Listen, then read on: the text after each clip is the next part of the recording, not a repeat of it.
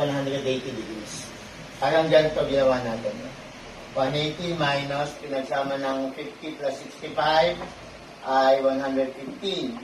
So, kaya ang nangyari, 65 lang siya. Tapos ito naman si GE, ang sagot dito ay number 5 na kagad. 1, 2, 3, 4, ito pala. So, si number 4 si GE ay 130 degrees. Tapos yung huli niya, number 5, ano ba yung measure ng angle AG? Asan ba si AG? But ito hanggang dito. So, dahil nakuha mo na si AN,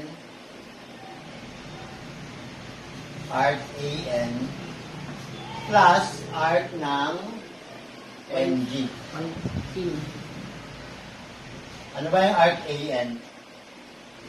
AN ay ito, 65. Plus arc ng NG, 50. So, kaya 150.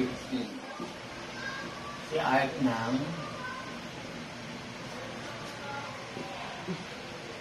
AG.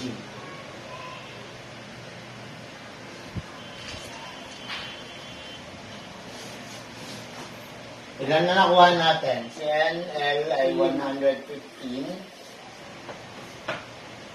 Si LE ay 65. KN 65. Tapos, si GE ay 130. Tapos si AJ 115. Para malaman mo, kung gusto mo malaman kung tama lahat to, i-add mo lahat to. 115 plus 65 plus 65 plus 130 plus 115. Dapat to, ang total niyan ay 360. Pagka tama siya. So, alam mo, 115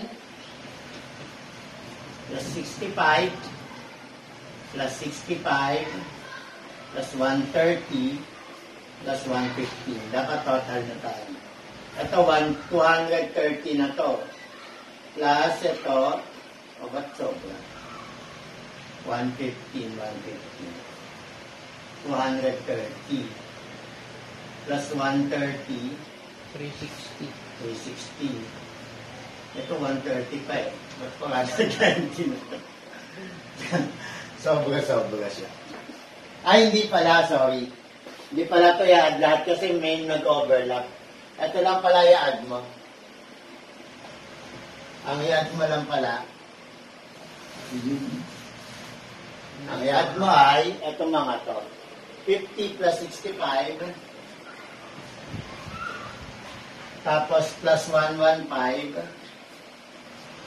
plus animation ng AN na nakuha natin, dito makuha na 65, plus animation ng EL, asa EL natin, IL, 65. So, dapat ito, 1A60 to.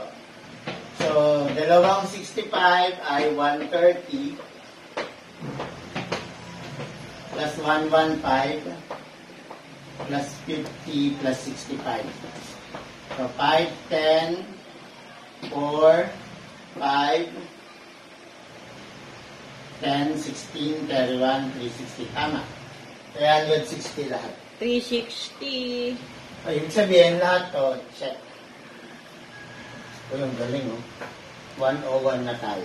101. 101.